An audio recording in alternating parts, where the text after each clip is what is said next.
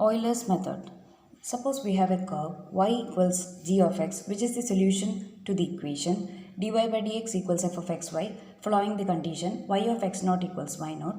If we divide this curve into very small intervals, in smaller intervals this curve is nearly a straight line. This property was observed by mathematician Euler. We have equation of the tangent at P naught, which is the point x naught y naught is given by the equation y minus y naught equals dy by dx at P naught multiplied to x minus x naught. Since we have dy by dx equals f of xy, we can replace dy by dx at P naught using f of x naught y naught. Thus, from this equation, we can write y equals y naught plus f of x naught y naught multiplied to x minus x naught. Here, if you give x equals x1, we will have x1 minus x naught equals h, which is the step size. We have step size h is nothing but the difference between consecutive x values. Thus, from this equation, we will have y1 equals y naught plus f of x naught y naught multiplied to x1 minus x naught, which is same as y1 equals y naught plus f of x naught y naught multiplied to h. Similarly, we will get y2 equals y1 plus h times f of x1 y1. y3 equals y2 plus h times f of x2 y2, and so on. Thus, generalizing, we will get the equation yn plus 1 equals yn plus h times f of x and yn, and this is Euler's algorithm. Let us solve a problem using Euler's method.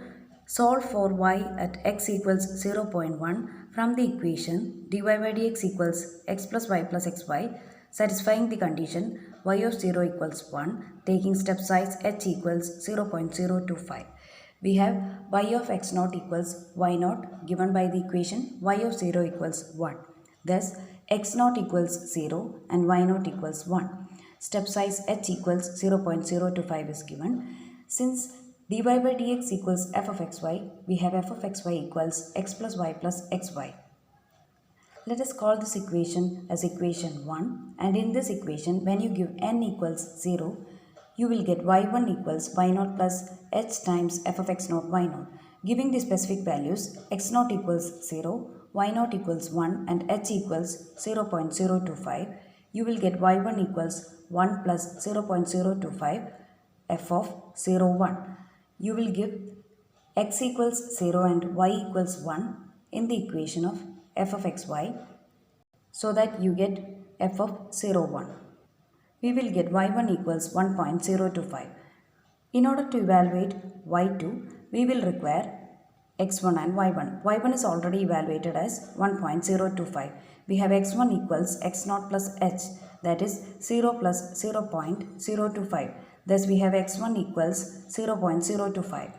In equation 1, when you give n equals 1, you will get y2 equals y1 plus h times f of x1 y1. That is, y2 equals 1.025 plus 0.025 multiplied to f of 0.025, 1.025. When you give x equals 0.025 and y equals 1.025 in the expression of f of xy, you will get the value for f of xy at x1 y1. Thus, we get y2 equals 1.0518.